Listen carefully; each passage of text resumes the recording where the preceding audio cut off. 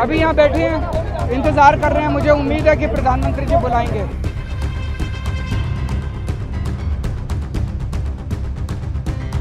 देश में छात्रों के आंदोलन के आगे सरकार पहले ही झुक चुकी है। शिक्षा मंत्री धर्मेंद्र प्रधान का इस्तीफा भी हो गया है, लेकिन अब जो इस्तीफे की नई मांग उठी है वो है नितिन गडकरी की।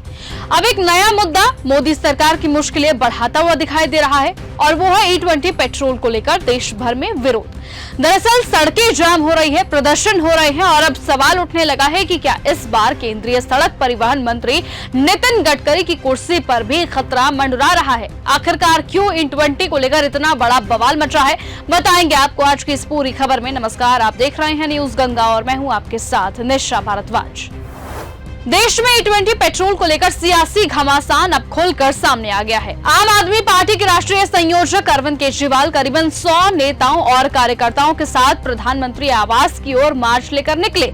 उनका दावा था कि देश भर से 2,33,000 से ज्यादा लोगों ने E20 के खिलाफ हस्ताक्षर कर याचिका दी है, जिसे प्रधानमंत्री नरेंद्र मोदी तक पहुंचाना था।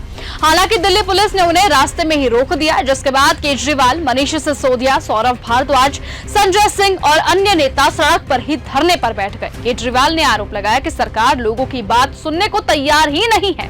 उन्होंने कहा कि देश की करोड़ों गाड़ियां E20 के लिए बनी ही नहीं है और इससे ईंधन से माइलेज कम होने लगा है।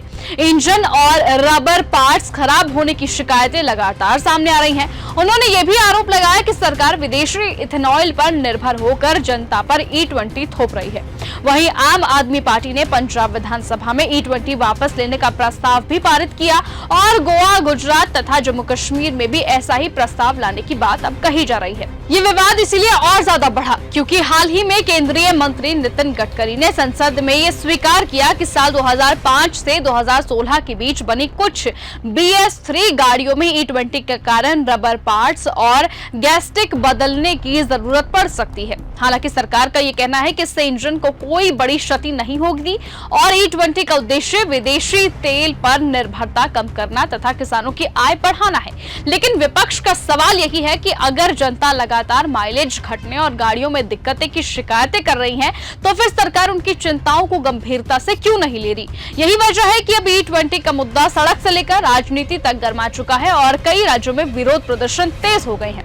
बड़ा सवाल यही है कि क्या सरकार E20 नीति में कोई बड़ा बदलाव करेगी या फिर ये मुद्दा आगे चलकर केंद्रीय मंत्री नितिन गडकरी के लिए भी राजनीतिक चुनौती बन जाएगा।